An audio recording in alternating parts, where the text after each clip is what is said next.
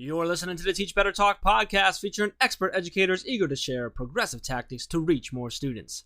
Teach Better Talk is created by teachers and fueled by passion. Let's get started.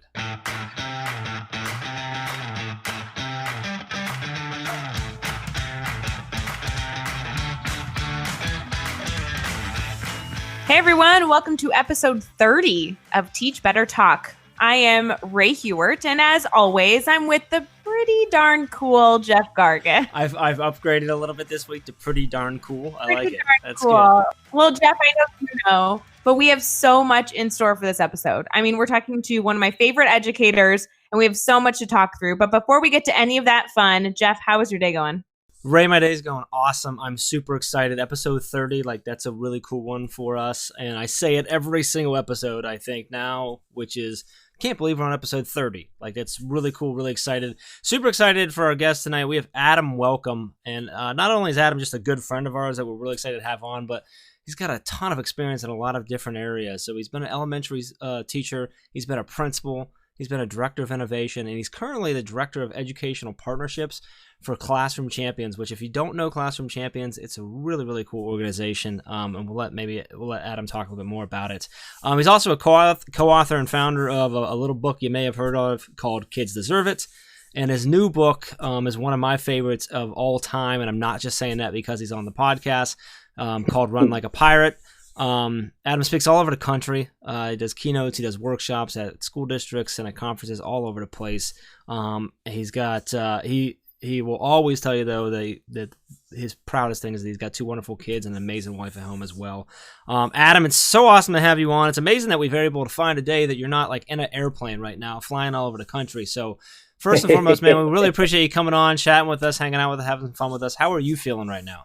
Man, I'm rocking and rolling, get the day off today, and it's kind of smoky in California, and we got some crazy wildfires going on right now, but just coming off a big travel week, and talking about travel, and I added up, I think I'm going to have 98 flights this year in 2018. Wow. So it's a lot of airport time and flight time. But you know what? The coolest thing about that is I get to meet so many awesome people. And lucky enough, I got to meet you two in Indiana earlier this year. And, that doesn't always happen with people that you know and that you connect with in the education space. But just being able to hop around and meet people face to face, that is the really true awesome part of what I get to do is just meeting people face to face and just building deeper relationships with people, which really just goes across so many different things in our life. So yeah, man, feeling awesome. And thanks for having me on tonight. No, we're so happy to have you. And hey, I think a day off is well deserved. I have to tell you, being able to follow all your adventures, you've earned the day off. Well, I actually ran 10 miles this morning, so I didn't really have the day off, but the day off, quote unquote, You had an airplane day off. I think that counts. True. That's fair. Well, Adam, I know that Jeff gave you a pretty great introduction, but I want to hear more about you and how you describe yourself. When someone comes up to you, doesn't know all the things you've been able to accomplish in your life so far and says, "Hey, Adam, what do you do?" What's your typical response for them?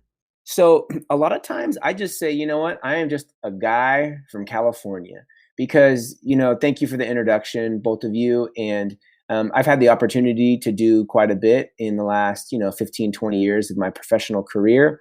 But at the end of the day, I really am just a guy from California. And I like to say that because people can kind of sometimes get starstruck, and I can't stand the word edu famous, and I'm not putting myself in that category. But other people do, and I think it's a good reminder that whatever you want to do, you can do whatever you want, no matter what it is, if it's personal or professional, and just to help remind people that everybody is just a person, and everybody is just kind of striving towards something.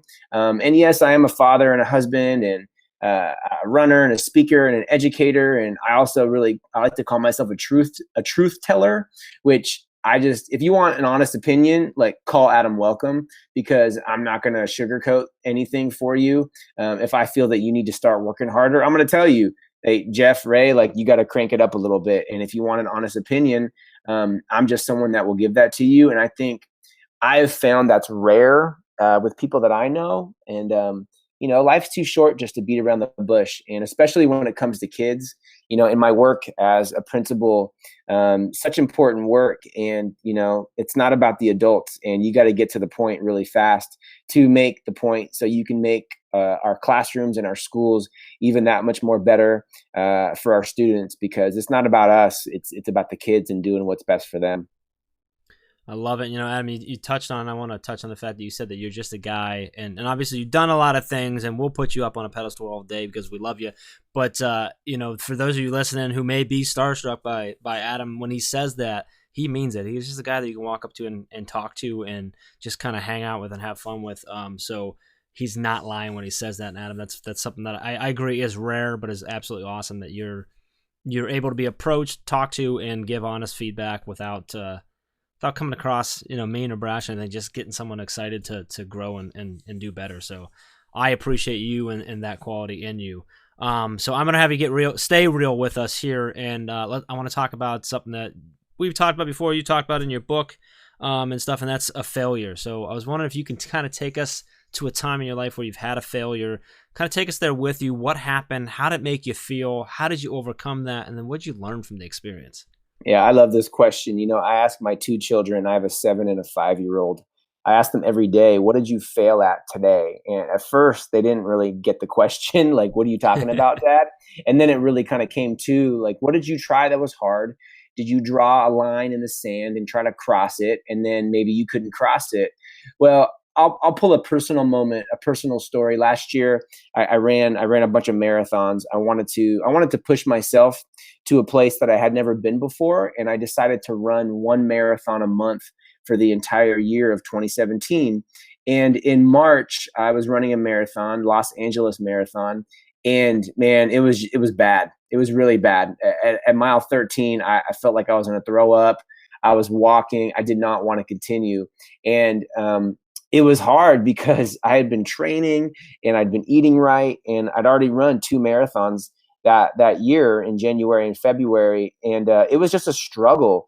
And I remember running through downtown Los Angeles with my head down and just really questioning what I was doing with this big goal that I had set out to do. And that's a really vulnerable place to be when you're at mile 20 or 24 and you're walking or barely shuffling, and you look ahead at the calendar and you still have 9 more marathons in 9 months. And, I crossed that line, and I took an Uber right to the airport and actually recorded a podcast for a podcast that Todd Nessaloni, my co-author from Kids Deserve It, and I used to have. And I get on the airplane and I'm flying home, and I really just kind of reflect. There are so many people that can't run, that their legs don't work, or they're sick, or they can't afford the entry fees to a marathon. And it really made me just kind of stop and get over the pity party that I had for myself, and realize that tomorrow's a new day.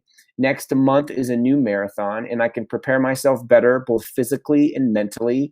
And that, what, you can tap out, or you can stand up and you can suck it up, and you can move forward. And that's really what I did. And I'm not going to say that the rest of my marathon year was absolutely perfect and was smooth sailing, but it was just really a good lesson in my life.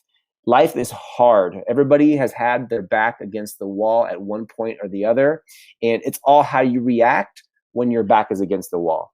Oh, I love it. I love that you chose a running story, which of course, your book, Run Like a Pirate, but you and I chatted earlier and talking about how your book actually had an impact on me, and I made some changes a few months back, and I've been running more, working my way up to try and get to that level of marathon running. But that story you just told kind of hit home with me, because on a smaller level, but last week I struggled with a few different things, with the kids being sick and my schedule just not allowing me to stay with my routine as I wanted, and I missed the day of running, or I had to get in late, and I didn't do well, and I didn't eat well the one day, and I was like Thursday, Friday feeling just kind of, for lack of a better word, crappy about myself. Our teams, we push each other on this whole health kick to try and get healthier and work out and stuff. We hold each other accountable, and I've been kind of leading that, and I was not doing that the last 2 days of last week. But then I got out Saturday, and putting in 6.5 mile run late at night because I had to put it in later because of my schedule. And like, I had sort of the same reflection. And I love how you took it there, is that some people can't run. Some people don't have the option to do that. Some people don't have the ability or the opportunity to do that. And it's such a cool way to reflect back on what you have and be grateful for it. So love that story. So let's flip it around now. Let's talk about a success that you had. This can be something big or something small, but tell us what happened. Why was it a success for you? And then what did you take away from that? Yeah, so I'm going to stick with the running theme because that's really what a lot of that's going on in my life right now. Well, last year, at the end of my running year, I actually ran 13 marathons last year. I did my December marathon twice because I realized last June that my December marathon was going to be my 19th marathon of my life. And just, I wanted an even number, to be honest. I wanted to finish the year on an even number. So I ran that race backwards at 1 a.m. I went from the finish to the start, and then I turned around and ran the rest of the race with everybody else. So I got 20 marathons. But then 2 weeks later, I actually had the biggest challenge of my life. I ran a 24-hour race, which that's exactly what it sounds like. You run for 24 hours straight. No way. Yeah, it was on New Year's Eve, and it was in San Francisco at Crissy Field, just below at the base of the Golden Gate Bridge. And you run a mile loop for an entire day. And my goal was 100 miles. That was my goal. And at 8 a.m., I crossed the finish line and I had run 100 miles. And my wife was there and she said, "Honey, I'm so proud of you. Way to go.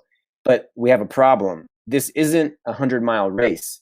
This is a 24-hour race. What are you going to do?" And I said, "Oh man, like I need to keep going for another hour." And let me tell you, Jeff and Ray, I was tired. Like I was hungry. My body wanted to stop, but I didn't. I kept going for another hour and I ran 103 miles. And what I realized was you draw a line in the sand and you cross it. And then you draw another line and you cross it. We are sitting on untapped reserves in a huge reservoir in our body, in our mind, in our heart that we just haven't even tapped into yet. You know, like I realized last year that this is not my practice life. This is my life. And I want to live it to the complete fullest. And, you know, a lot of people want different outcomes for themselves. But if you want a different outcome, you have to change the process. So last year with all my marathons and my 24-hour race, I really wanted to change the process. And let me tell you, the outcome, I've just not just a stronger runner, but just mentally and physically, and just knowing that whatever I want to do, I can do it. And I believe for educators to do that for themselves is so important too, because when your students see you pushing yourself, if it's in class or if it's personal and you share those personal stories in class, in turn, they are going to push themselves as well. Because some of our students, as we know, have nobody in their life, in their personal life, to encourage them, to push them past what they think they can, these arbitrary limits that we put on ourselves. People all the time say, "Oh, I want to run a marathon. I've done 15 half marathons, but I can never run a marathon." And that just drives me nuts, because how do you know? Until you try, until you lace up your shoes or you try that new lesson in class and you have courage and take a risk, how do you know? So just doing something that I never thought I would do or maybe could do, and then really persevering has really taught me that you can do simply whatever you want. You just have to want it bad enough to have the goal, write it down, tell people, and then just go make it happen. Hey everyone, while we take a quick break, I just want to share with you how much I appreciate hearing from all of you about how much you're enjoying our Teach Better Talk podcast. If you're listening right now on a cell phone, make sure you take a screenshot and share it with us on social media with #TeachBetter. Don't forget to tag Jeff and I, because we absolutely want to be a part of your journey listening to Teach Better Talk. I think one thing I always enjoy about listening to you speak, whether it be seeing you at your keynote or even just listening to you now, all of your connections, whether it be to running or anything else in any of your books, have always been so relatable back to not only an educator's life in the classroom, but an educator's life as a whole. And I think that that's something that's really valuable. If you can come across anybody, if people are connecting with other individuals that can come across as honest and real connections, I think that is something that you don't find everywhere. And when you find those people, you really need to hang on to them. Even when people go on social media and they connect with educators from around the country, it's very interesting looking at their social media feeds or their stories, because you want them to come across as real people that you can connect to and then be able to grow along their personal growth journey with them. And so it really gets me excited about education now, is connecting with people that can really be their transparent selves and share their story and talk about their struggles, talk about their successes, and then really grow together. I think that's so powerful right now. What is getting you excited about education these days? Yeah, so a few things, and I would say, coding. I think coding is really like the most important thing that we can be doing in our schools right now, just across the board. There are so many connections to the real world. People talk about college and career ready. I just love career ready because, I mean, my own kids, they may not go to college just because they may not have to, and just giving them the skills ready. And coding, if it's robotics, just bringing them, bridging it across the curriculum. We no longer should or have to be doing technology just during technology time. Twice a week for 45 minutes, you go to the computer lab every Thursday. It's all the time. How can you really bridge that gap with what's going on in the world? 3D printing is to me, it has so many uses in the classroom, just from science to social studies and just getting kids thinking and collaborating and failing. Both of those things, kids fail a lot. I was actually coding with my 5-year-old just about an hour ago on code.org, and he turned to me, he said, "Dad, this is hard, but I like it." It's like solving a puzzle. And our kids need to have that failure in their life. And really, those two things, I feel, push what I'm most excited about is giving our schools back to our kids. I really feel that like the adults have too much say and they have too much power and authority in our schools. I really think that once we can turn around and give the schools back to our kids with coding, with programming, with 3D printing, just with student engagement, flexible seating, that all gives it back to the kids. The teachers are important, and they are more important than ever. They are just important in different ways.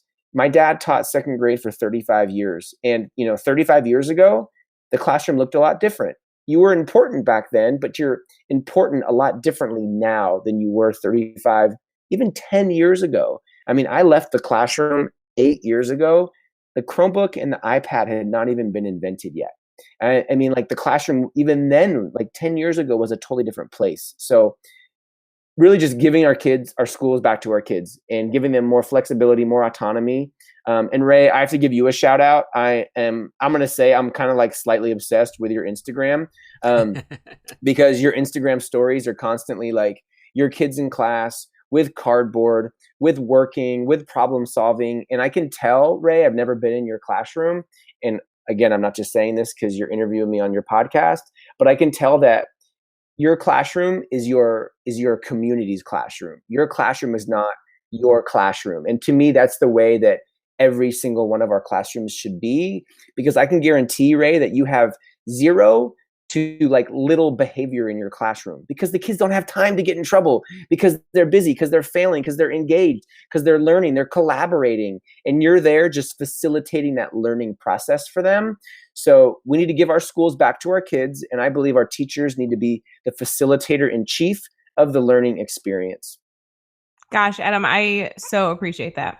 I need to step in, and I just need to confirm for you, Adam, that everything you think about Ray's classroom is 100% accurate. Nice. When you go to her classroom, it's phenomenal. It's just awesome. It's so much fun to watch and see, and she is exactly what you said. She is facilitating learning all over the place, and doing that. So Ray, I know Ray's blushing like crazy right now, but like, guys, podcast is over. I'm having a heart attack in the corner. I love to always give her the props when I can too, because it really is a unique experience when they're and I agree with you 100% that that's what every classroom should be looking like. So love it. Good stuff.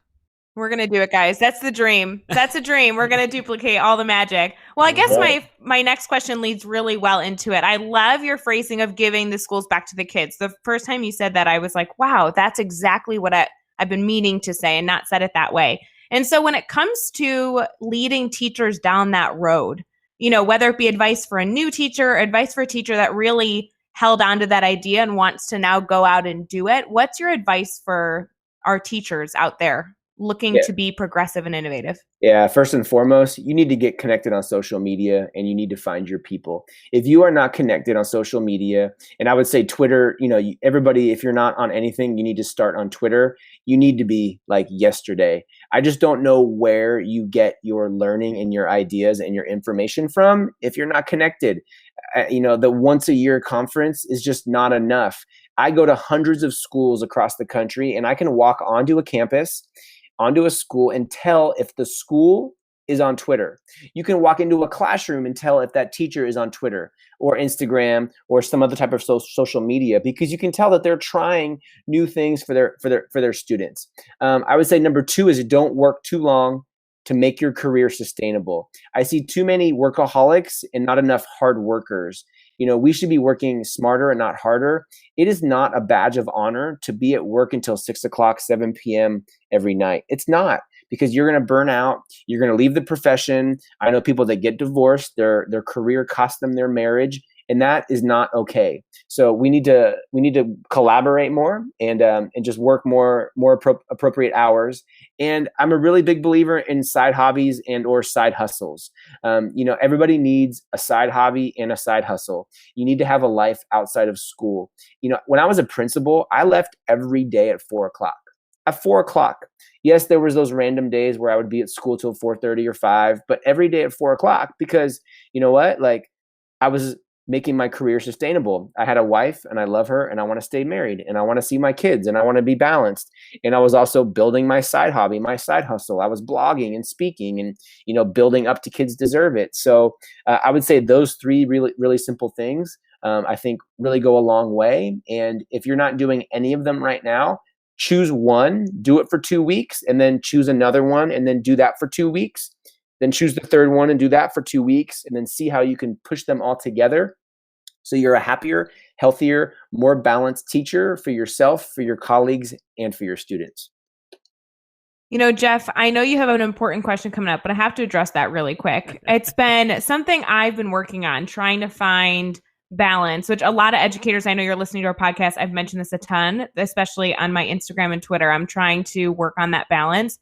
I love the idea. Go try something for 2 weeks, because I'm in the midst of it right now, but it's going to be so important for you to find that balance, because what I'm finding is that I can accomplish the same amount that I was doing before, but I have gained an hour, 2 hours, 3 hours of my life to really commit to the areas that need it. So don't just say you can't do it because, I don't know, you have a list of things going on. I promise you that we all have our lists, but there is so much value in finding that balance, even if it's you just trying something for 2 weeks to see if you love it. Here's the key. Here's the key. I'm going to give you the magic right now. Let's say you usually leave at 6 o'clock. Here's what you do. For 2 weeks, you leave at 5:45. And then in 2 weeks, you leave at 5:30. And then go on 5:15, 5 o'clock until you get back to 4:30, whatever you're comfortable with. Now you do that incrementally, because what you're going to do, what's going to happen over time is you're going to stop doing those things that you didn't get to, because you're going to really do the things that are important. And what you're going to realize is you were doing things that just had zero return on the investment of your time and being at school. But you need to stay true to it. You need to have an accountability partner in your building, or a friend, or like set 10 alarms on your phone so you actually walk out at 5:45. Because then, you got 15 minutes back of your life. Now you can go to yoga, or you can go play with your cats, or whatever you do. But you got to back it up, because educators and just people in general, we do things that have no investment. We're not getting any return on that. Now, if that was money in the stock market, you would make sure you would make a change, because you don't want to lose money. But our time is actually more valuable than money, because every educator says, I don't have time. I don't have time. Time is the currency. So get some of that currency back in your bank for your life. So again, you are happier and you are healthier. Oh, that's golden. Ray, I'm going to pick on Ray for a second because I don't like the balance word. What is with picking on Ray Day? Okay, I'm going to pick on you just because I don't like balance because it's almost impossible to actually balance your work. That's true. And life because this, statistically speaking, you'll actually spend close to 70% of your life at work, so it's already imbalanced unless you're fortunate enough to not have to work full time. I think I wrote a blog about this. What I always try to push is to find the harmony. You're not going to find balance, find harmony, because your work and someone who's so passionate and so into their work, it's always going to be there. You don't go home from it. You don't ever leave it. You got to find the harmony so that things cross over and flow together the right way. And that doesn't take away anything that Adam said. That's how you find that harmony. Adam like wrapped it up in a bow for everyone right there.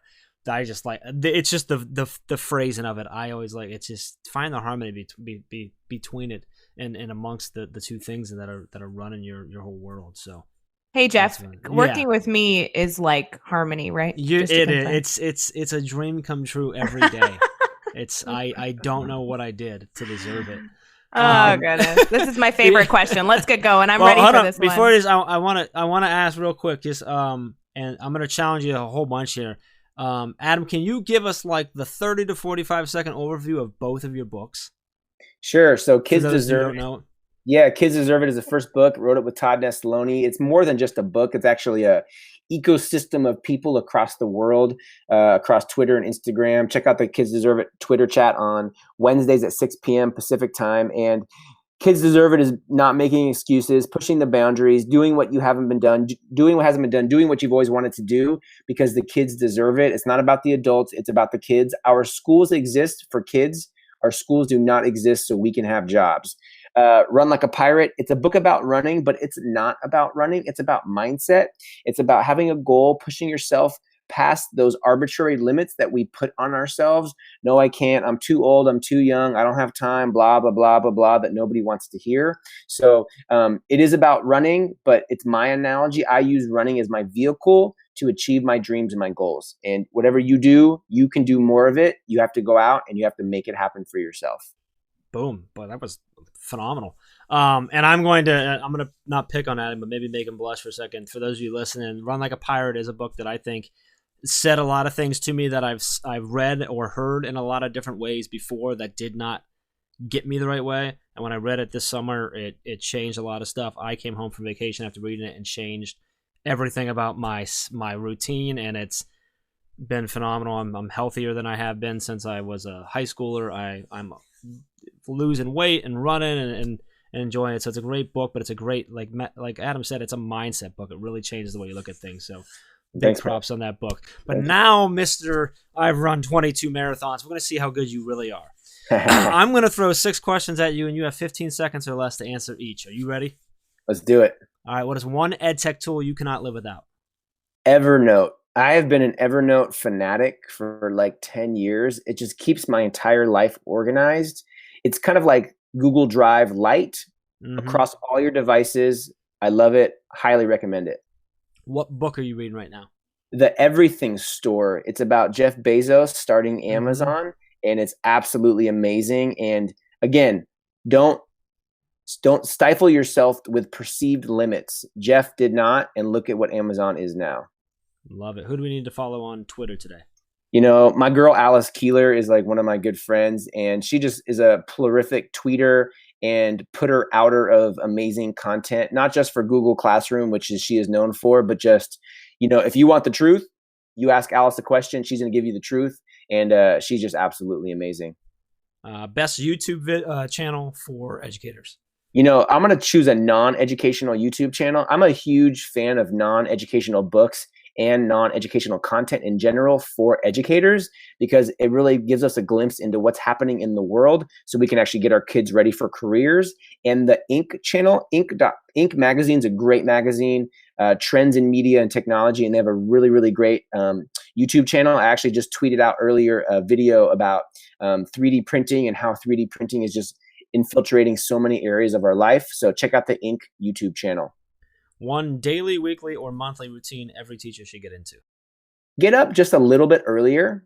Get up 15 minutes earlier and just move and work out. You know, if you're not a runner, that's fine. Walk around the block. Do 15 burpees. just do something to get the blood flowing, but get up a little bit earlier. And you know what? People tell me, Adam, I don't know how to get up early. I always hit my snooze button. Here, think about this. Let's say you have an early flight. You have a 7 a.m. flight and you need to be up at 4 o'clock. When the alarm goes off, you wake up because you know that you can't miss your flight. So get your mind to a place where you can't sleep in because you have to get up for your workout. Make your workout as important or more important than that flight that you need to catch to go to Mexico on spring break, because that is something that happens every single day and it needs to be just as important as your vacation so you don't miss the flight. I love it. And what is the best piece of advice you have ever received? Don't take yourself too seriously. The work that we do in schools is very important work, but don't take yourself too seriously. Otherwise, it's going to put you in front of the work, and we are there to do the work for kids, not for ourselves. I think nailed it. What do you think, Ray? Yeah, I had my stopwatch going. He did pretty well. Well, I might have the most important question of the night. So I want to make sure that everybody that has started to hear your journey, wants to learn more, has a way to connect with you. So would you mind going through how people can connect with everything that you're doing? Yeah, you bet. So Twitter and Instagram is at Mr. Adam Welcome. My website's mradamwelcome.com. YouTube channel, Adam Welcome. You can email me at adamwelcome@gmail.com. Voxer, if you want to get deep on a question, just send me a Voxer message, mradamwelcome.com. My books are Kids Deserve It and Run Like a Pirate. Currently writing another book as well now too. It's basically Girls Deserve It, but not that title. I think there's a huge gap in girls just across so many sectors. There's a lot of books out there, but not the book that we're writing. I'm currently writing it with Lynn Colon, who is an amazing educator in Virginia, who you should have on the podcast because she's legit. And then I'm working on a fourth kind of secret project that I'm not going to talk about just yet. You'll have to wait and see, y'all. Dun, dun, dun. Love it. And I want to give a shout out. You have a brand new podcast that just came out today. Was today the first episode? Yeah, yesterday. Yeah. Yesterday was, okay. Yeah, I'm doing it with my good buddy, super awesome guy, alumni of the Teach Better Talk podcast, Ryan Sheehy. I think he was episode 4, I believe. Yeah. Creator and author of Be the One for Kids. And it's the Ask Adam and Ryan show. You have questions, we have answers. Love it. And you know that you can get all the links and all the resources and everything that we talked about in this episode over at teachbetter.com, as well as those really important links for connecting with Adam and checking out everything he has going on. So make sure you head over to teachbetter.com for all of that. Be sure you hit that subscribe button so you don't miss any upcoming episodes. And if you can give us a rating and a review, we really, really appreciate that. Adam, truly, truly loved having you on, man. Really appreciate you taking some time, hanging out with us, having some fun, answering some questions, man. Thank you. Hey, thanks for having me. Appreciate it. And for both of you, for all that you do. I know how busy it is to work full time and have families and travel, and then also to fit time in for a podcast. So kudos to you both, and thanks for putting all the goodness out there for people all over the country. Awesome. And until next time, let's get out there and let's teach better.